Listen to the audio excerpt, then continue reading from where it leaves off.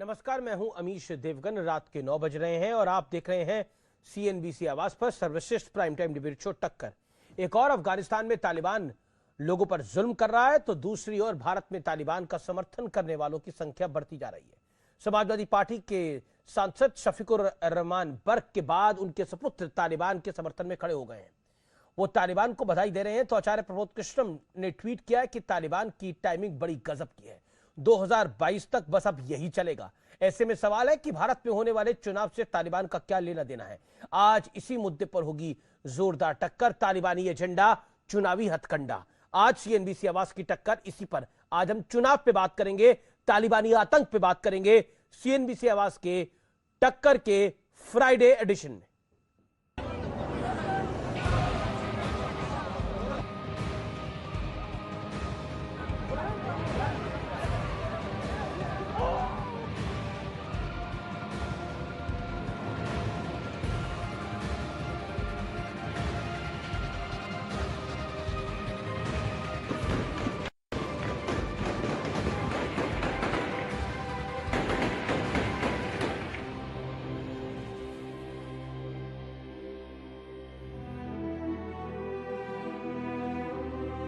तालिबान पर देसी घमासान से पहले जरा वो तस्वीर देख लीजिए जिस पर पूरी दुनिया के आंसू छलक गए हैं।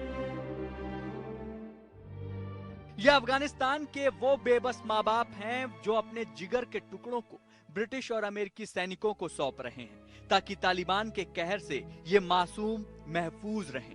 ये माँ बाप इतने मजबूर हैं कि सैनिकों और अपने बीच कटीली तारों की भी ये परवाह नहीं कर रहे। ये तस्वीरें देखकर उन लोगों का सिर शर्म से झुक जाना चाहिए जो तालिबानी आतंकियों को शांति का दूत साबित करने में जुटे हैं। लेकिन इसी बीच एक और सियासी संग्राम छिड़ गया है। कांग्रेस के आचार्य प्रमोद कृष्णम ने ट्वीट किया है, तालिबान की टाइमिंग गजब की है, 2022 तक यही चलेगा। 2019 में बालाकोट चला और अब 2022 में तालिबान चलेगा और खूब चलेगा। तालिबान जितना अफगानिस्तान में नहीं चलेगा उतना हिंदुस्तान में चलेगा, और जब तालिबान चलेगा तो फिर हिंदुस्तान भी चलेगा। देश, राष्ट्र और धर्म की ज्वाला में धधक रहा है और इसका ऑटोमेटिकली फायदा भारतीय जनता पार्टी उठाती है, हमेशा उठाती रही है। गजब का कनेक्शन निकाला है। घटना है अफगानिस्तान की और उसकी टाइमिंग का लिंक निकाला जा रहा है भारत में। अब जरा असदुद्दीन ओवैसी को भी सुन लीजिए। आपको मालूम हमारे मुल्क में 4 करोड़ 60 लाख बच्चियां गायब हो जाती हैं। 9 में से एक फीमेल बच्ची 5 साल की उम्र होने से पहले मर जाती है। इनको कहां की फिक्र है? वहां की फिक्र है, इनको वहां की फिक्र है। इनको अफगानिस्तान में ऐसा हो रहा और तुम पे ऐसा हो रहा। अरे यहां नहीं हो रहा, महिलाओं का रेप होता खवातीन का भारत में, उसकी बात नहीं, वहां गई पूरा, वहां पे हो रही। बड़ी मोहब्बत हो गई आपको। क्यों दिखा रहे मालूम आपको? Better to send OVAs to Afghanistan to protect their women and protect their community. उधर सपा सांसद शफीकुर रहमान बर्क के तालिबान को स्वतंत्रता सेनानी बताने के बाद उनके बेटे भी अफगानिस्तान फतह के लिए तालिबान को मुबारकबाद दे रहे हैं। उन्होंने आकर अटैक किया और अफगानिस्तान से मतलब तालिबान से उनसे लड़ने गए नहीं, तो इसमें मैं समझता हूँ तालिबान की कोई गलती नहीं है, और तो इसलिए हम जो हैं तालिबान को मुबारकबाद देते हैं। इस बीच पीएम मोदी ने आतंकवाद के खिलाफ कड़ा और बड़ा संदेश दिया है। जो तोड़ने वाली शक्तियां हैं, जो आतंक के बलबूते साम्राज्य खड़ा करने वाली सोच है, वो किसी कालखंड में कुछ समय के लिए भले हावी हो जाए, लेकिन उसका अस्तित्व कभी स्थायी नहीं होता। वो ज्यादा दिनों तक मानवता को दबाकर नहीं रख सकती। लेकिन बड़ा मुद्दा अफगानिस्तान की घटना को 2022 से जोड़ने का है और सवाल है कि क्या हर बात को चुनावी रंग देना जायज है? लव जिहाद के खिलाफ कानून बने, धर्मांतरण गैंग पर शिकंजा कसे या फिर यूपी में आतंकियों के खिलाफ एटीएस का एक्शन हो, इन सभी बातों को चुनाव से क्यों जोड़ दिया जाता है? और तालिबानी लड़ाके क्या भारत में चुनाव की टाइमिंग का इंतजार कर रहे थे? आज इसी पर होगी देश की सबसे बड़ी बहस। और अब वक्त है विश्लेषण का। सियासत में तालिबान कार्ड का विश्लेषण सुनिए। आतंकी अपनी क्रूरता दिखाने के लिए चुनाव का इंतजार नहीं करते। बालाकोट में जब स्थिति हुई थी तब भी उसे चुनाव से जोड़ा गया था, और अब तालिबान में जिसका भारत से कोई लेना देना नहीं है, भारत की चुनाव प्रणाली से कोई लेना देना नहीं है, एक आतंकी संगठन वहां पे कब्जा करके बैठ गया है, उसको आचार्य प्रमोद कृष्णम जो कि कांग्रेस के नेता है, उन्होंने सीधा सीधा 2022 के चुनाव से जोड़ दिया है। पुलवामा हमले में भी कई नेताओं ने चुनावी एंगल को खोजा था।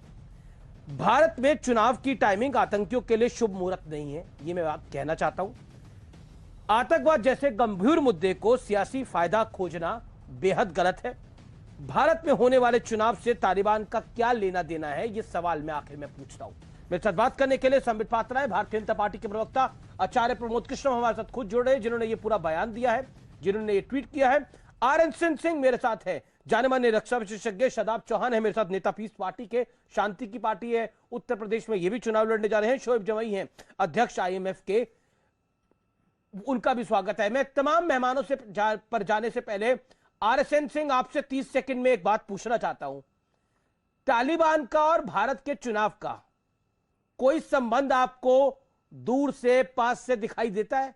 फिर मैं आचार्य जी के पास चलूंगा।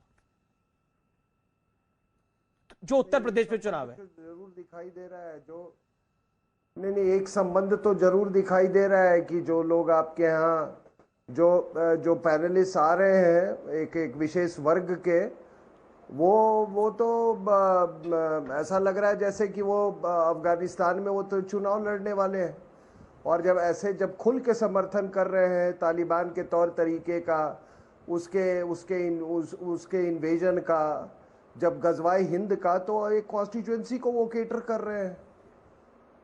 तो आप इसको उल्टी नजर से देखिए ना, इनकी दुकान तो ही नहीं तालिबानी सोच से ही चल रही है ना जी। तो ये हर वोटर को ये तालिबानी चश्मे से देखते हैं। ये तो निजाम मुस्तफा के चश्मे से देखते हैं, गजवाए हिंद के चश्मे से देखते हैं, तो तभी तो तालिबान के ये समर्थक है ना, तो किसको केटर कर रहे हैं? और देखिए साहब, ये थोड़े मोड़े लोग नहीं है ये ना, ये अगर किसी ने ऐसा कहा तो कृपया मेरे को मत डिबेट में, थोड़े मोड़े लोग नहीं है, majority of them are like that, majority of them are like that. ये बहकावा, ये बहलावा, ये भूल जाए। Handful of people, they no, but you can't paint everybody with the same brush. Nonsense, nonsense. Please don't waste my time.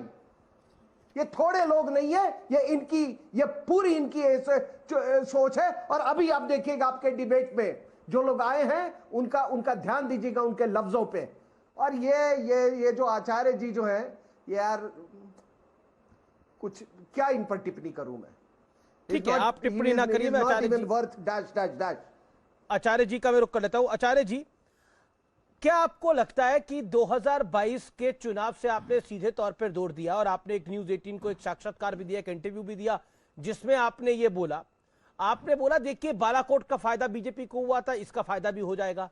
आपका कहने का क्या मतलब है?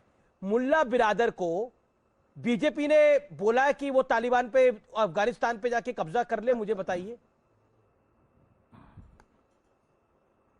देखिए अमीश देवगन जी, एक तो RSN जी देशभक्त इंसान है, वो बहुत ही जज्बात में बात कर रहे थे, मैं उन पर कोई टिप्पणी नहीं करूंगा। उन्होंने मेरे ऊपर कोई टिप्पणी भी शायद नहीं की, लेकिन फिर भी टिप्पणी कर दी। मगर मैं राष्ट्रभक्तों का सम्मान करता हूं, उन्हें नमन करता हूं, उनसे स्नेह करता हूं। उनके मन में जो पीड़ा है, जो आक्रोश है, वो बिल्कुल होना चाहिए। दूसरी बात यह है कि तालिबान की जो छवि है पूरी दुनिया में, वो एक आतंकवादी संगठन की है, एक फैनेटिक कट्टरपंथी ऑर्गेनाइजेशन की है। तो तालिबान का समर्थन न किया जा सकता है और न कोई उसको शरीफ इंसान या कोई अच्छा देशभक्त व्यक्ति या किसी भी देश का अमन पसंद नेता तालिबान का समर्थन नहीं कर सकता, क्योंकि क्रूअल्टी का, क्रूरता का, कट्टरपंथी संगठनों का और आतंकवादियों का समर्थन कभी भी नहीं करना चाहिए और ना कोई करेगा। जहां तक सवाल है आप मेरे ट्वीट का जो प्रश्न उठा रहे हैं, तो मैंने कोई गलत नहीं कहा। मैंने तो संबित पात्रा जी यहाँ बैठे हैं, भारतीय जनता पार्टी के वरिष्ठ नेता भी हैं, विद्वान प्रवक्ता भी हैं।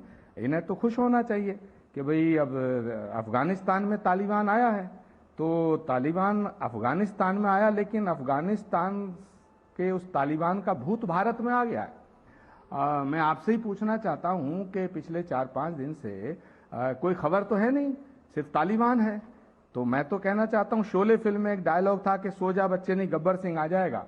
तो भारतीय जनता पार्टी तो अब उत्तर प्रदेश में यही कहेगी ना कि भाई पर 2022 अगर का हमें जिक्र वोट तो नहीं आपने दोगे तो किया है, तालिबान आ जाएगा। यूपी का 2022 का जिक्र तो आपने किया है, संबित पात्रा ने नहीं किया है। तो संबित पात्रा से सवाल पूछते, 2022 का जिक्र तो आपने किया है। देखिए अमीश देवगन जी, आप बहुत ही वरिष्ठ पत्रकार हैं। तालिबान का समर्थन नहीं किया जा सकता, लेकिन तालिबान पे सियासत की जा सकती है और सियासत हो रही है। अब सियासत कैसे शुरू हुई है भाई? उत्तर प्रदेश के चीफ मिनिस्टर योगी आदित्यनाथ जी ने विधानसभा में बोला कि कुछ लोग हैं जो तालिबान का समर्थन करते हैं। तो चीफ मिनिस्टर आदरणीय योगी आदित्यनाथ जी को जो लोग तालिबान का समर्थन करते हैं उनके खिलाफ कार्रवाई करनी चाहिए, क्योंकि वो चीफ मिनिस्टर हैं। दूसरी बात है, सियासत शुरू तब होती है जब देश के कई पॉलिटिकल पार्टी के नेता तालिबान के समर्थन में खड़े हो जाते हैं। नहीं, मैं ये समझने की कोशिश, आप एक मिनट और इंतजार कर लीजिए। मैं ये समझने की कोशिश कर रहा हूं कि तालिबान का मुद्दा आने से बीजेपी को फायदा क्यों हो जाएगा, आपने ऐसा क्यों मान लिया? मैं आपकी राजनीतिक समझ को समझने की कोशिश। हाँ, ये बात ठीक है। मैं आपको बताना चाहता हूं, बहुत ही गंभीर प्रश्न है और मैं बड़ी जिम्मेदारी से जवाब दे रहा हूं। जब बालाकोट में सर्जिकल स्ट्राइक हुई तो वो तो हमारे देश की सेना ने की, हम सैल्यूट करते हैं। हम सेना का सम्मान हम ही नहीं करते, इस देश का बच्चा बच्चा करता। पूरी दुनिया में हमारी सेना पर गर्व किया जाता, हमें गर्व है। सेना ने सर्जिकल स्ट्राइक किया, बालाकोट किया, लेकिन कुछ पॉलिटिकल नेताओं के मन में संदेह उत्पन्न हुआ। उन्होंने ये संदेह किया कि साहब ये इसका सबूत क्या है जो सर्जिकल स्ट्राइक हुआ, सरकार बताए। तो सरकार बताने की बजाय सरकार ने उन सब नेताओं को देशद्रोही सिद्ध करना शुरू कर दिया। अरे तो वो सबूत मांग रहे थे, वो भारत की सेना से सबूत मांग रहे थे कि सबूत लाइए। मांग रहे थे कि नहीं मांग रहे थे? नहीं। नवजोत सिंह सिद्धू तो आप कह रहे थे कि चील कौवे मार के आया, जिनको अध्यक्ष बना दिया आपने पंजाब का। नहीं, जो कैप्टन अमरिंदर सिंह सेना के साथ खड़े थे उनको साइडलाइन कर दिया है, हुआ है कि नहीं हुआ? हाँ, नहीं, नहीं, ये सत्य है सर। पार्टी में है, आप उस समय की बाइट उतार के देखिए, यही सरदार नवजोत सिंह सिद्धू सवाल खड़ा करते थे बालाकोट एयर स्ट्राइक्स के ऊपर। कितने दरख्त गिराए हैं, कितनी दीवारें तोड़ी हैं, यही एग्जैक्टली बोलते थे ना वो। कितने चील कौवे मार के आए हैं। अमीश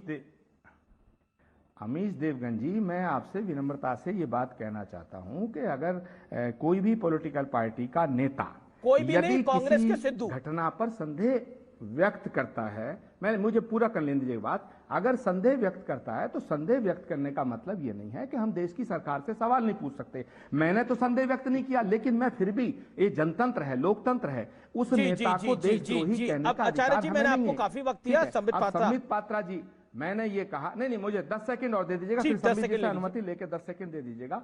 मैं ये कह रहा हूं कि जब राष्ट्र और धर्म की बात आती है तो इस देश के अंदर कुछ नेता सवाल उठाते हैं। जैसे ही सवाल उठाते हैं तैसे ही संबित पात्रा जी और इनकी पूरी पार्टी उनको देश से लड़ा देती है। तो मैंने ये कहा है कि जब तालिबान आएगा और तालिबान घूमेगा, तालिबान उठेगा, तालिबान लड़ेगा, तो फिर हिंदुस्तान भी लड़ेगा। और जैसे ही हिंदुस्तान लड़ेगा तो संबित पात्रा जी चिल्ला चिल्ला के कहेंगे, देखिए ये पॉलिटिकल पार्टी तालिबान के साथ है और हिंदुस्तान के साथ हम हैं, तो हिंदुस्तान जीतेगा। तो जब हिंदुस्तान जीतेगा उसका फायदा मिलेगा। तो मैंने ये कहा। तो मतलब आपने बीजेपी को हिंदुस्तान मान लिया है। ओके संबित पात्रा। देखिए, मैंने नहीं मान लिया, ये कहेंगे और अमीश देवगन जी ये कहेंगे। चलिए अब मैं बोल लूं। धन्यवाद। अब संबित जी बोले। अमीश जी, हमले करें। मैं इसको जरा बहुत अच्छे तरीके से, बहुत साधारण शब्दों में समझा देता। अब देखिए, ये कांग्रेस पार्टी इतनी क्यों डरी हुई है? अफगानिस्तान में घटना चक्र हो रहा है, महिलाओं का कत्लेआम अफगानिस्तान में हो रहा है, बच्चों का कत्लेआम अफगानिस्तान में हो रहा है, दिल दहल रहा है पूरे विश्व का, मगर कांग्रेस पार्टी को चुनाव का क्यों पड़ा हुआ है? मैं बताता हूं कांग्रेस पार्टी और ये सपा बसपा ये सब क्यों डरे हुए चुनावी दृष्टिकोण से। उस भूत का, उस जिन्न का नाम है तुष्टीकरण। आप बताइए जरा, ये Congress party Osama bin Laden जैसे कुख्यात आतंकवादी को ओसामा जी क्यों कहती थी? ये क्या कोई टंग स्लिप होता था बार बार? ओसामा बिन लादेन को ओसामा जी कह के, हाफिज सईद को हाफिज जी कह के ये सोचते थे कि एक बहुत बड़ा चंक है हिंदुस्तान में जिसको खुश किया जा सकता है। रोहिंग्या मुसलमान के ऊपर आतंकवादी हमले या जो भी हमले हो रहे थे वो म्यांमार में हो रहे थे, हमारे देश में कुछ नहीं हो रहे। मगर आजाद मैदान में 2 लाख लोगों का इकट्ठा होना, उनके लिए हिंदुस्तान की सरकार को जिम्मेदार ठहराना, जबकि ये सब कुछ म्यांमार में हो रहा था।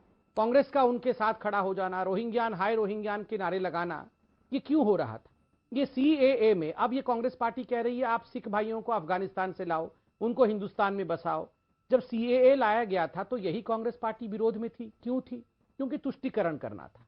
इनको लगता है हिंदुस्तान में एक बहुत बड़ा वर्ग है जिसको इस प्रकार से तुष्टीकरण किया जा सकता है, और तालिबान के खिलाफ अगर ये लोग कह देंगे तो ये बड़ा वर्ग नाराज हो जाएगा। इसलिए ये जो दृश्य आप लोग टीवी में दिखा रहे हैं ये तो बड़ी बर्बर है। ये जो बच्चे को उठा के ले जा रहे हैं, कोई भी जो भी व्यक्ति साउंड माइंड में होगा वो इसके पक्ष में तो कह ही नहीं सकता है, चाहे कितनी भी वो स्वरा भास्कर टाइप्स हो। मगर स्वरा भास्कर को भी 5 बार तो सोचना पड़ेगा। फिर वो बोलेगी कि देखो जी ये हिंदू टेरर, ये बड़ा फैशनेबल है। मतलब हाथ में वाइन का ग्लास लेके बीच में लेट करके ये बोलेंगे अच्छा महिलाओं के ऊपर अत्याचार हो रहा है। ये हिंदू टेरर भी तो वही है, थोड़ा सा वाइन बीच में पी लेंगे, बोलेंगे हाँ थोड़ा वाइन पी लेती हूँ, हाँ, ये हिंदू टेरर, इसमें कोई फर्क नहीं है। मतलब ये इनकी हिपोक्रेसी इतनी गंदी है, इनकी डबल स्पीक इतनी गंदी है कि खुद ये अपने डबल स्पीक से डरते हैं जी। ये जो आचार्य जी बोल रहे हैं बिल्कुल सही बोल रहे हैं। ये कांग्रेस पार्टी, ये समाजवाद, ये अपने ही डबल स्पीक से डरे हुए हैं कि अब हम क्या करेंगे, तालिबान के खिलाफ कैसे बोलेंगे। अब तालिबान के खिलाफ नहीं बोलेंगे तो लोग हमें माफ नहीं करेंगे, और तालिबान के खिलाफ बोल देंगे तो मुसलमान वोट नहीं देंगे, तो हम करें भी तो क्या करें। मतलब ये दुविधा में पड़े हुए हैं, तालिबान के खिलाफ बोले या नहीं बोले, बोले तो मरे ना बोले तो मरे। क्योंकि राहुल गांधी ने कहा था ना, हाँ हम तो मुसलमानों की पार्टी हैं, अब क्या करिए। मतलब राहुल गांधी क्या करेंगे बोली। मतलब ये अमीश देवगन ने राहुल गांधी को दोनों तरफ से फंसा दिया है। मतलब ये मीडिया ने, ये तभी सभी अभी पवन खेड़ा मेरे साथ थे किसी चैनल में, वो चिल्ला चिल्ला कर भाषण दे रहे थे कि ये मीडिया वाले बहुत बदमाश है, ये क्यों सुबह शाम तालिबान को दिखा रहे हैं। अभी मुझे जो ये लोग ये सुबह ना ये एक सेकंड संबित पात्रा, ना आप डिसाइड करेंगे चैनल पे क्या आएगा, ना पवन खेड़ा साहब डिसाइड करेंगे, ना ही आचार्य जी डिसाइड करेंगे, ना ही कोई और पॉलिटिकल पार्टी डिसाइड करेगी। लेकिन तालिबान एक ज्वलंत मुद्दा है दुनिया में। इसकी कवरेज आप देख लीजिए, जो आंकड़े ये दे रहे हैं लोगों को, अगर आंकड़े नहीं पता, दुनिया में तमाम चैनल्स इसको दिखा रहे हैं। वहां मासूम बच्चों को कटीली तारों के ऊपर से फेंका जा रहा है ब्रिटिश आर्मी के पास, अमेरिकन आर्मी के पास, कि आप पकड़ लीजिए हमारे बच्चे को ले जाइए। एक फुटबॉलर की जान चली गई है। ब्रिटिश आर्मी और अमेरिकन आर्मी के लोग वहां रो पड़े हैं, उनको मोटिवेट करने के लिए उनके टीम लीडर को आगे आना पड़ा है। बोला कि हाँ ये हृदय विदारक परिस्थिति है, लेकिन हमें इस कठिन परिस्थिति के अंदर अपने आप को खड़े रखना है। ये चुनाव का विषय नहीं है। इंसानियत शर्मसार हो रही है एक भाग में विश्व के, और उसके ऊपर सब लोग कह रहे हैं कि हम चुनाव में जीत के आएंगे, नहीं आएंगे, हम हार जाएंगे।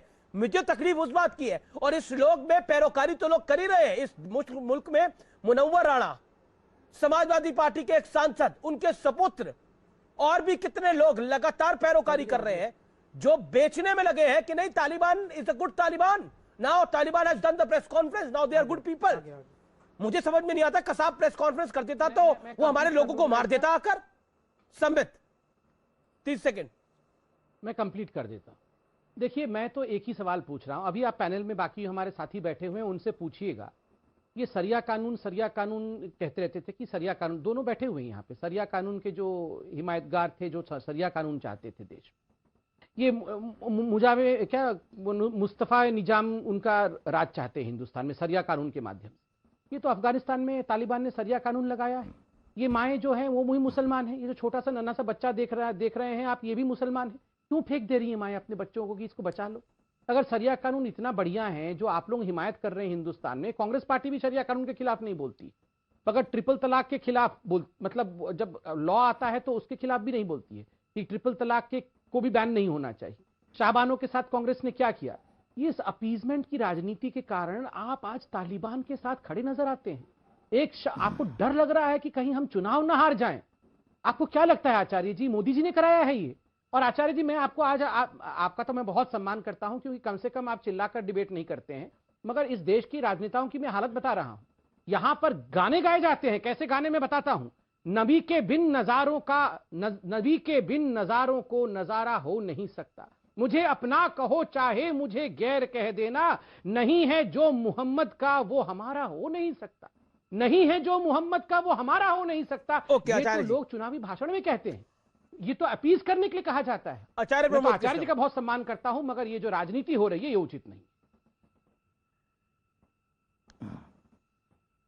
देखिए, संबित पात्रा जी ने बड़े तीखे हमले किए, लेकिन बड़ी सहजता से किए, बड़ी सादगी के साथ किए, जहर में बुझे हुए तीर चलाए। मैं कहना चाहता हूं, साफ कह देना चाहता हूं अमीश देवगन जी आपके राष्ट्रीय चैनल पर, कि तालिबान का या किसी भी आतंकवादी संगठन का ना तो मैं समर्थन करता हूं और ना कर सकता हूं, ना कांग्रेस ने कभी आतंकवादियों का समर्थन किया है, चाहे वो आतंकवाद धर्म के नाम पे हो, भाषा के नाम पे हो या सियासत के नाम पे हो। दूसरी बात, संबित पात्रा जी, हिंदुस्तान के मुसलमानों को तालिबान से जोड़ने की कोशिश मत करिएगा। हिंदुस्तान के मुसलमान ने तालिबान का समर्थन नहीं किया है।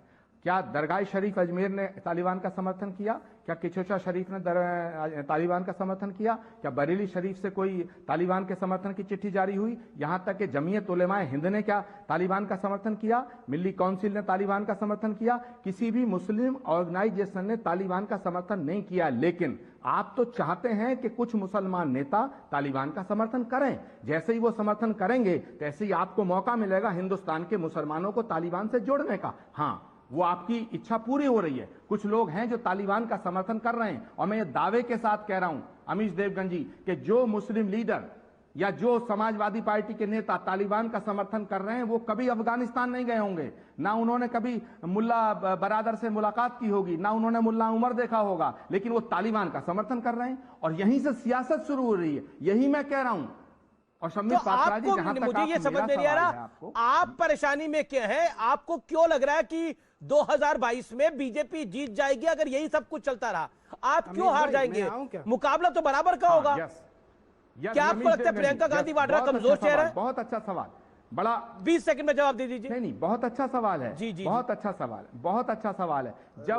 जब कोई भी मुद्दा देश, धर्म, राष्ट्र से लड़ता है तो मुद्दा हार जाता है। और अमीश देवगन जी, मैं आपसे कह रहा हूं, महंगाई फुर, वैक्सीन का प्रॉब्लम फुर, कोरोना फुर, किसान प्रॉब्लम सब खत्म हो गई, बेरोजगारी खत्म हो गई, अब तालिबान चल रहा है और 5 दिन से आप भी तालिबान चला रहे हो। मैं ये नहीं कह रहा कि आपके चैनल का एजेंडा ये डिसाइड बीजेपी कर रही है, मैं ये नहीं कह रहा, मैं ये आरोप नहीं लगाना चाहूंगा। मैं ये भी नहीं कह रहा कि मैं आपका चैनल का एजेंडा डिसाइड करना चाहता हूं। आपका चैनल स्वतंत्र चैनल है, बड़ा चैनल है, लेकिन जो हो रहा है उस पर टिप्पणी करना तो मेरा अधिकार है भाई, डेमोक्रेटिक राइट है। मैं अगर ये कह रहा हूं कि 5 दिन से तालिबान चल रहा है, तालिबान हिंदुस्तान नहीं आया। आपको 50 दिन तक किसान चलता हुआ नहीं दिखा? आपको 50 दिन तक किसान चलता हुआ नहीं दिखा? आपको सीए चलता हुआ नहीं दिखा, लेकिन आपको तालिबान से डर लग रहा है, तालिबान की बात होने से डर लग रहा है। और 100 दिनों तक या उससे भी ज्यादा दिनों तक शाहीन बाग चला, वो आपको चलता हुआ नहीं दिखा, लेकिन आपको तालिबान से डर लग रहा है। संबित पात्रा। नहीं, अमीश देवगन जी, मैं शाहीन बाग चला, अमीश देवगन जी शाहीन बाग चला, वो भी हमने देखा। आपने किसान आंदोलन चलाया, वो भी हमने देखा, लेकिन अब तालिबान चल रहा है। बिल्कुल बिल्कुल, संबित जवाब। हम चाहते हैं देश के लिए नहीं, संबित जी जवाब दें, देश के लिए। अच्छा आचार्य जी, संबित को सुन लीजिए। संबित पात्रा, आपकी मन की हो रही है बेसिकली। आचार्य प्रमोद कृष्णम इधर उधर की बात घुमा फिरा के ये कहना चाह रहे हैं आपके मन की हो रही है।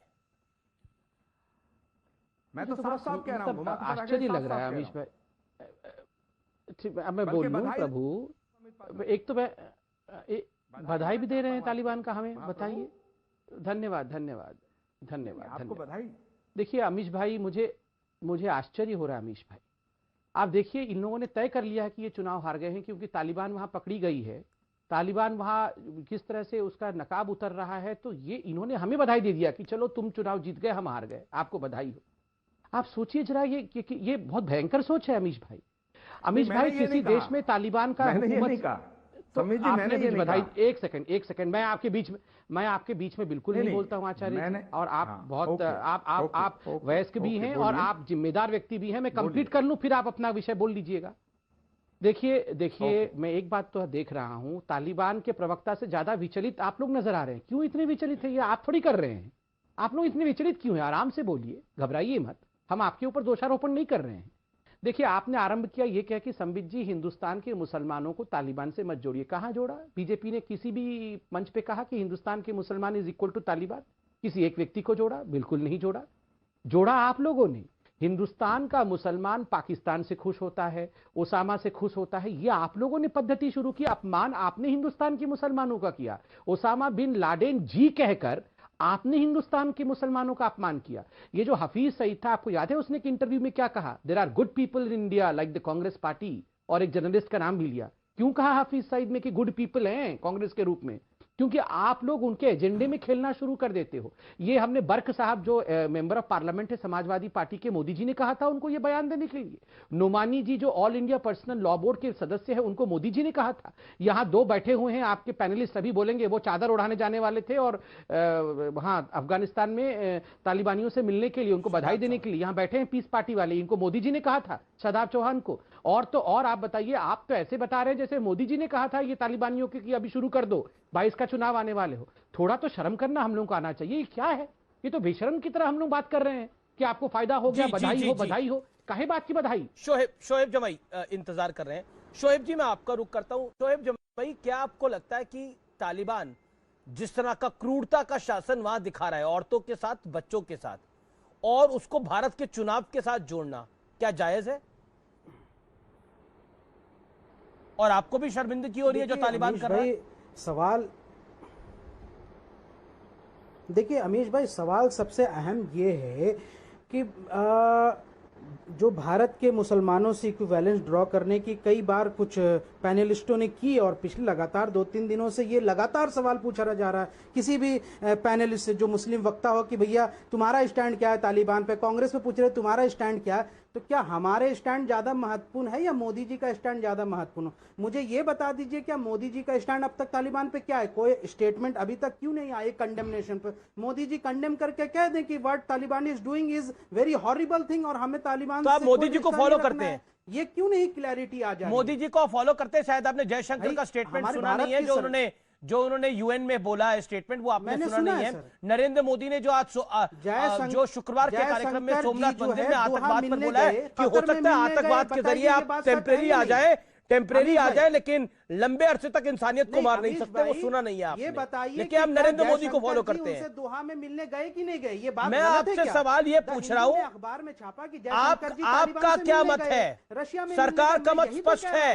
तालिबान के ऊपर, आपका मत क्या है? मोदी जी आपका मत क्या है? सॉफ्ट क्यों है तालिबान पर, ये ज्यादा इंपॉर्टेंट है। और मैं इसलिए तो इल्जाम लगा रहा हूं कि मोदी जी इतना जो नरम पड़े हैं तालिबानियों पे, क्या यहां से कोई खुसुर फुसुर, कोई इलू चल रहा है? जानम मेरी जिंदगी में धीरे धीरे तुम आना, ऐसा कुछ चल रहा है क्या? ये बताइए। अगर ऐसा चल रहा है तो इसलिए मैं सरकार पे इल्जाम लगाता हूं। हमारा स्टैंड क्या? क्या सड़क पे सबसे पूछते फिरेंगे कि तुम्हारा भैया स्टैंड क्या है, तुम्हारा क्या स्टैंड? सरकार ने मुझे लगता है अपना स्टैंड क्लियर कर दिया स्पष्ट रूप से। जो विदेश मंत्री ने बोला है, जो एक्सटर्नल अफेयर्स मिनिस्टर ने बोला है, वो भारत का स्टैंड होता है। 10 सेकंड में एक बात, आपने एक्सटर्नल अफेयर्स मिनिस्टर का स्टैंड अप सुनना ही नहीं चाह रहे। पूछ के क्लियर कर, वो तो यहां तक कह रहे हैं कि तालिबान को जो देश मदद कर रहे हैं उनका इशारा चाइना और पाकिस्तान पर है, उनको भी रोकना चाहिए। सिर्फ तालिबान को नहीं रोकना चाहिए, उन मुल्कों को भी रोकना चाहिए। अमीश भाई मेरा नहीं, मैं आपने विदेश मंत्री का बयान नहीं सुना। हमारे पॉइंट ये है, उनसे दोहा में मिलने, ठीक है, आरएसएस क्यों बात कर रही थी अगर वो आतंकवादी है? ओके, आरएसएन बस पूछ करके जो सरकार का आरएसएन जो सरकार का स्टैंड है वो इनका स्टैंड होगा, लेकिन अपने मुंह से आपने तालिबान के खिलाफ कुछ नहीं बोला। उस बच्चे की तस्वीर देखकर भी आपका हृदय पिघला नहीं?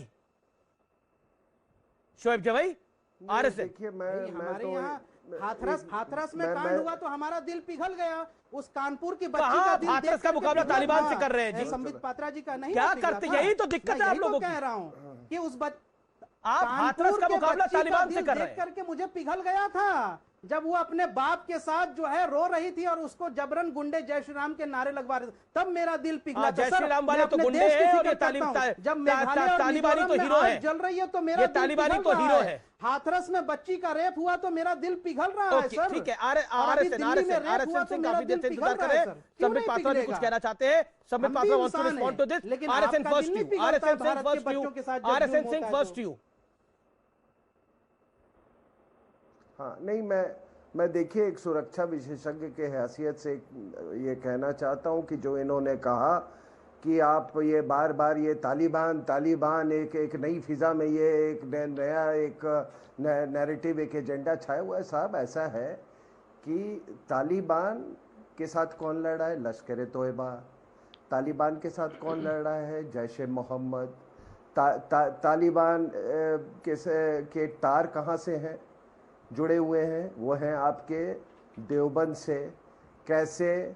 हकानिया सेमिनरी, जहाँ पर which is called Oxford of Islam, वो देवबंद के आइडियोलॉजी से गाइडेड है।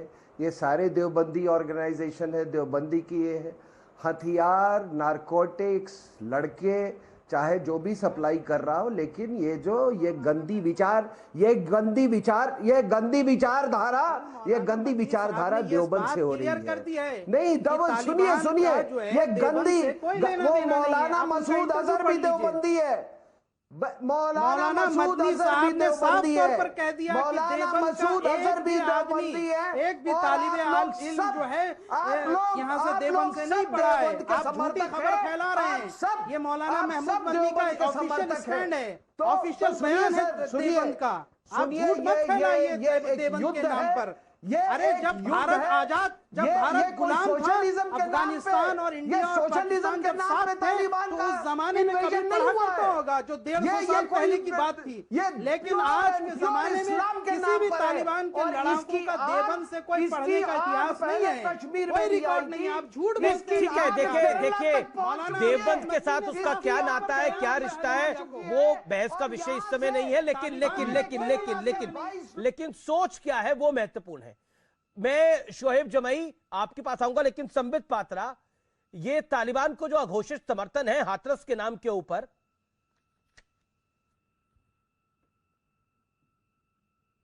मैं अमीश जी जवाब दे सकता हूं? जी।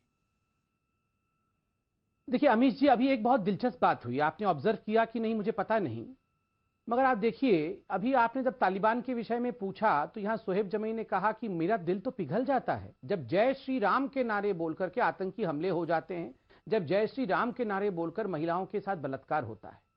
देखिए उन्होंने तालिबान को राम जी के साथ इक्वेट किया यहां डिबेट में, तो आपको क्या लगता है हिंदुस्तान में इसका असर नहीं पड़ेगा? जब ये लोग, क्यों नहीं पड़ना चाहिए? आप भगवान राम को तालिबान के साथ कंपेयर करना शुरू कर दें, आप बार बार हिंदू इक्विवेलेंस दिखाने की कोशिश करें, जबकि हिंदू और मैं हिंदू मुसलमान नहीं कर रहा हूं, मगर बार बार हिंदुओं को घसीट करके क्यों लाते हैं? हम तो मुसलमान नहीं कर रहे हैं, हम तो तालिबान अलग रख रहे हैं, हम तो उनको इक्वेट नहीं कर रहे हैं इंडियन मुस्लिम्स के साथ, मगर आप भगवान राम के साथ तालिबान को इक्वेट करना कि जय श्री राम बोल के आप भी तो आतंकी हमले करते हो, ये क्या इंडिया में इसका इफेक्ट नहीं पड़ेगा? क्या उत्तर प्रदेश में जो लोग राम भक्त हैं, क्या जो हिंदू लोग हैं, उनके मन में क्या उनका मन नहीं है? क्या उनका कोई उनकी कोई वेदना नहीं है? उनका इमोशंस नहीं है? वो ऐसी बेफजूल की बातों पर और ऐसे मैं कहूंगा बहुत छोटी बातों पर, बहुत निकृष्ट बातों पर वो रिएक्ट नहीं करेंगे? हाँ, हम लड़के रिएक्ट नहीं करेंगे, हम चिल्ला के रिएक्ट नहीं करेंगे, मगर हाँ हम अपने लोकतांत्रिक तरीके से तो रिएक्ट करेंगे ना। और क्यों नहीं करें? मुझे बहुत तकलीफ हुई अमीश भाई जब यहां कहा गया, आपने तालिबान पे सवाल पूछा था, उस बच्ची के साथ जो हैवानियत हो रही है, जो बीच में आपको दिखाया जा रहा है, कई महिलाओं को काट दिया गया, उसमें इन्होंने कहा आप भी तो जय श्री राम बोल के आतंकी हमले करते हैं। ठीक है, ये इक्वेशन दिया गया है अमीश भाई। मेघालय और मिजोरम का इक्वेशन दिया गया, जो आपने वक्तव्य बोला प्रभु राम का, आप उन प्रभु राम की बात कर रहे हैं जो जिनको राजा बनना था और उनकी मां ने आदेश कर दिया, वो अपनी गद्दी छोड़ के चले गए 14 साल के वनवास के लिए। आप उन प्रभु राम की बात कर रहे हैं? कोई मुकाबला नहीं है जी, कोई मुकाबला नहीं है। और अपनी बात को सिद्ध करने के लिए वो स्वरा भास्कर टाइप हल्की बातें करना और ये कहना कि देखिए हिंदू ऐसा करते हैं तो तालिबान ऐसा कर रहा है। तालिबान गलत कर रहा है, तालिबान गलत कर रहा है। और यहां पर कौन सा हिंदू रॉकेट लॉन्चर लेके घूम रहा है बाजारों के अंदर? कौन सा हिंदू रॉकेट लॉन्चर लेके बाजारों के अंदर घूम रहा है? मुझे बताइए ना, यहाँ पे किस महिला को काम नहीं करने दिया जा रहा, किसी धर्म की? बताइए मुझे आप। मैं जवाब दे रहा हूँ। अब कल को आप कन्या भ्रूण हत्या को तालिबान के साथ जोड़ देंगे? अल्लाह अकबर का नारा लगा करके, अरे सर सुनिए ना, इतना विचलित क्यों होते भैया? जरा सा मैंने बीजेपी को पकड़ लिया तो आप विचलित हो गए। आपने प्रभु राम को पकड़ा है भाई, आपने प्रभु राम को इक्वेट करा तालिबान से। नहीं, आपने प्रभु राम को इक्वेट करा तालिबान से। जो दुनिया भर में, अरे सर सुन लीजिए, मेरी जवाब सुन लीजिए पहले, जनता को मैं जवाब दे रहा हूं। मैंने कहा कि जो दुनिया भर में अल्लाह अकबर का नाम लेकर भी जुल्म करते हैं ना, वो भी ऐसे ही यहाँ से जलील और आतंकी किस्म के लोग हैं, और जो श्री राम का नाम लेकर के भी बच्ची को मारते हैं और जय श्री राम के नारे लगा के ये कानपुर के गरीब आदमी को मारते हैं, ये भी उसी मानसिकता के लोग हैं। मैं तो साफ तौर पर किसी भी धर्म मत बोलिए, आप अल्लाह अकबर किसी भी धर्म के लोग हो, अपने आराध्य का नाम लेकर आप किसी को नहीं मार क्या होता है? कोई किसी का धर्म नहीं होता ना। मैं नहीं सुनने वाला अमीश भाई, मैं ऑब्जेक्शन करता हूँ ना, मैं बिल्कुल इसमें सख्त हूँ। जय श्री राम को बदनाम ना किया जाए, भगवान राम को आतंक से ना जोड़ा जाए, मैं स्ट्रॉन्ग ऑब्जेक्शन देता हूं। यहाँ पर भगवान राम को आतंक से ना जोड़ा, बिल्कुल मैं नहीं सुनने वाला हूँ। विद ऑल ड्यू रेस्पेक्ट, आप भगवान राम के नाम को आतंक से मत जोड़िए। कोई यहाँ पर भगवान राम के नाम पर आतंकवादी नहीं है, कोई भगवान के राम पर आतंकवादी गतिविधि नहीं करता है। शोएब जी ने बिल्कुल गलत बोला है कि भगवान राम के नाम पर आतंकवादी गतिविधि हो रही है, गलत बात है। आप भगवान राम को, शादाब चौहान को मैं लेके आना चाहता हूँ, फिर मैं आचार्य जी आपको लेके आऊंगा। काफी देर से हाथ खड़ा कर रहे हैं। देखिए एक सेकंड, शादाब चौहान को लेके आना हूँ। शादाब चौहान, एक हफ्ता पूरा हो गया है, आपने तो पहले दिन ही कहा दिया था कि निजाम मुस्तफा का इस शासन बनने पे मैं बधाई दे रहा हूं। आज भी बधाई दे रहे हैं जब बच्चे वहां पर कटीली तारों के बीच में से निकल रहे हैं, आज भी बधाई दे रहे हैं जब औरतों की गर्दनें उड़ाई जा रही हैं, आज भी बधाई दे रहे हैं जब रॉकेट लॉन्चर चलाए जा रहे हैं, वहां पे सड़कों के अंदर बेगुनाह लोगों को मारा जा रहा है। आप तालिबान को बधाई दे रहे हैं आज भी? मैं जानना चाहता हूं। ठीक है, एक हफ्ते पहले आपने बधाई दे दी थी।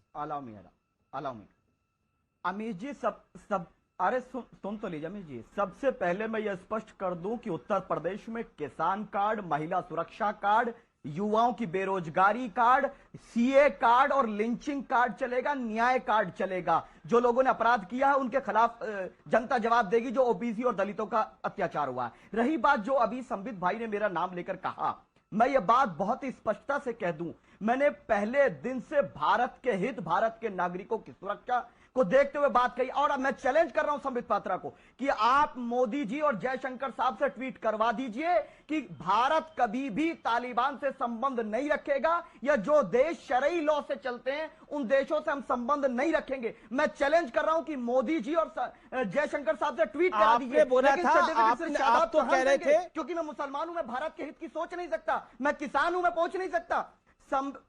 अमीश जी, आप तो कह रहे थे कि भारत को नुकसान होगा अगर भारत तालिबान के साथ दोस्ती का हाथ नहीं बढ़ाएगा तो भारत को नुकसान होगा, यही कहा था आपने। बिल्कुल, मैंने जो कहा है उस वक्त जो कहा मैं कायम हूं। मैं कह रहा हूं मोदी जी मना कर दें कि किसी भी कीमत पर भारत को क्या नुकसान होगा, धमकी है क्या ये? ओके, संबित से सवाल पूछो, संबित जवाब देंगे, देना चाह रहे हैं जी। और संबित पात्रा रिस्पॉन्ड टू शादाब चौहान। आखिरी पॉइंट संबित पात्रा ने लास्ट पॉइंट, संबित जी ने कहा कि जय श्री राम के नाम पर कुछ नहीं हुआ। क्या बाबरी मस्जिद की शहादत जय श्री राम लगाकर आतंकवादी घटना नहीं हुई? वो एक आतंकवादी घटना थी। और जो लोग ये रक्षा विशेषज्ञ बन के बैठे हैं, ये आतंक प्रेरित विशेषज्ञ हैं जिनका मकसद देश में नफरत फैलाना है, और ये लोग रक्षा विशेषज्ञ नहीं। आप कर्नल आरएसएन सिंह को आप आपत्ति करता हूं। ओके, नहीं, आप मुझे पहले, मैं घोर आपत्ति करता हूं। आरएसएन में आपको मौका दूंगा। अमीश भाई, आप सर्टिफिकेट नहीं देंगे शादाब चौहान? लेकिन संबित बोलिए। अमीश भाई प्लीज मुझे, संबित बोलिए। मेरे पूर्वज के नाम अमीश भाई प्लीज मुझे बेरोक-टोक आपत्ति दर्ज करने दीजिए। अमीश भाई मुझे प्लीज उड़ीसा के पंडित जी सुनिए, संबित पात्रा साहब सुनिए, उड़ीसा के अमीश भाई ये बहुत गलत बात है, आप पहले इनकी आवाज को कम करिए। तो याद रखिए, मैं क्यों नहीं बोल सकता हूं? मुझे बोलने नहीं दिया जा रहा। अमीश भाई आप मुझे बोलने तो दीजिए। अमीश भाई, मैं आपत्ति करता हूं। पहली बात तो है, इस पूरे शो में हमने अपने मुसलमान बंधुओं के खिलाफ कभी नहीं कहा और कहेंगे भी नहीं। हम लोग बहुत समझदार हैं, हम सबका सम्मान करते हैं, सबका विश्वास करते हैं, सबका विकास चाहते हैं, मगर यहां 2 बार भगवान राम को आतंकवादी के साथ कंपेयर कर लिया गया कि भगवान राम के नारों के साथ आतंकवादी गतिविधियां हिंदू करते हैं। और दूसरा यहां पर दूसरे जो प्रवक्ता है यहां पर वो बता रहे सादाब कि ये जो मस्जिद गिरा है बाबरी मस्जिद, ये आतंकवादी गतिविधि थी और जय श्री राम के नाम से आतंकवादी गतिविधि हुई। एक तो ये मस्जिद नहीं थी, ये विवादित ढांचा था, याद रखिए ये विवादित ढांचा था और वहीं भगवान राम का जन्म हुआ था और वहीं भव्य मंदिर बन रहा है। हमने अपने प्रतिज्ञा को पूरा किया है। 500 वो तो ये भी कह रहे हैं कि तालिबान से अगर दोस्ती नहीं करेंगे तो नुकसान होगा। सरकार का स्टैंड क्या है? अमीश भाई मैं सबका जवाब दूंगा, मगर मैं उत्तर प्रदेश की जनता और हिंदुस्तान की जनता से बात करने दीजिए मुझे। अयोध्या के नागरिक और उत्तर प्रदेश की जनता का जो अपमान किया गया है ये कह के कि उत्तर प्रदेश के लोगों ने और हिंदुस्तान की हिंदुओं ने आतंकवादी गतिविधि की है, वो आतंकवादी है और भगवान के राम के नाम से वो आतंकवादी गतिविधि कर रहे हैं और उनको तालिबान के बराबर में लाके खड़ा किया जा रहा है। मैं इसकी निंदा करता हूं, भर्त्सना करता हूं और मैं कहता हूं कि इसमें माफी मांगनी चाहिए। और वो मस्जिद नहीं था बाबरी मस्जिद, वो विवादित ढांचा था। कोर्ट ने भी उसे विवादित ढांचा कहा और सुप्रीम कोर्ट ने ही वहां मंदिर के निर्माण के विषय में कहा। ये उत्तर प्रदेश की तमाम पार्टियां चाहती हैं कि वहां मंदिर का काम रुक जाए। ये तालिबान के आड़ पे वहां मंदिर का काम रोकना चाहते हैं। वो चाहते हैं कि वहां मंदिर बने ही ना। ये क्या मजाक बना रखा है? आपने 2-2 बार 3-3 बार कह दिया कि हिंदू आतंकवादी गतिविधि कर रहे हैं। माफी मांगनी चाहिए। आप भगवान राम को आतंकवादी गतिविधि से कैसे जोड़ सकते हैं? शादाब जी, अमित जी श्री राम मेरे पूर्वज हैं, संबित पात्रा के पूर्वज नहीं है। लेकिन मेरे परिवार का नाम लेकर कोई गुंडागर्दी करेगा मैं बर्दाश्त कर लूंगा। मैं किसान का बेटा हूं, क्षत्रिय का बेटा हूं। आप तो सऊदी अरबिया से आए हैं, परिवार का नाम लेकर कोई गुंडागर्दी करेगा ना तो याद रखिए जवाब दिया जाएगा। दूसरी संबित पात्रा, हमेशा ब्राह्मणों को परेशानी रही है। मतलब भगवान राम का नाम लेके आप बोल रहे हैं आतंकवाद और गुंडागर्दी करते हैं हिंदू। कितनी छोटी बात है और कितनी गलत बात है। किसानों के मुद्दे चलेंगे और हम न्याय के लिए लड़ेंगे। श्री राम आप याद रख लो, ये आतंकवादियों को अभी तो तालिबान के लड़ते हुए दिखाई दे रहे हैं। शदाब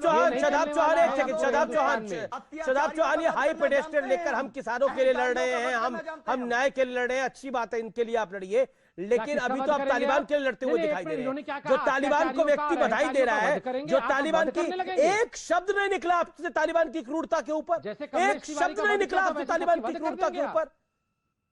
बाबरी मस्जिद आपको याद आ गई एक, सुनिए तालिबान पर आपसे एक शब्द नहीं निकला। सुनिए क्या कितनी देर बोला आपने? 10 मिनट बोला आपने, एक शब्द नहीं निकला आपसे तालिबान पे। आरएसएन सिंह को आपने, आरएसएन सिंह पर आपने भद्दी टिप्पणी कर दी, संबित पात्रा पर आपने भद्दी टिप्पणी कर दी। ओके, आरएसएन को लेके आइए, उनके ऊपर बोला गया, इसलिए मुझे उनके पास जाना पड़ेगा। आरएसएन सिंह, भारत अगर दोस्ती का हाथ नहीं बढ़ाएगा तालिबान के साथ या फिर स्पष्ट शब्दों में बोले तो बात नहीं करेगा तो नुकसान उठाना पड़ेगा भारत को। नहीं, ये वो पहली आपकी डिबेट में ऐसी ही बातें बोली गई थी तो मैंने पूछा था कि थोड़ा बताओ कि नुकसान क्या होगा। दूसरी बात ये है कि मोदी साहब या सरकार किन लफ्जों में तालिबान को कंडेम करती है, वो एक कूटनीति का कारण है। और मैं आपको इतना ज़रूर, मैं जितना जानता हूँ, मेरी समझ है, हिंदुस्तान में कोई ये रिस्क नहीं उठा सकता है। आपको मैं बता रहा हूँ, ये पॉलिटिकल रिस्क कहिए, आइडियोलॉजिकल रिस्क कहिए।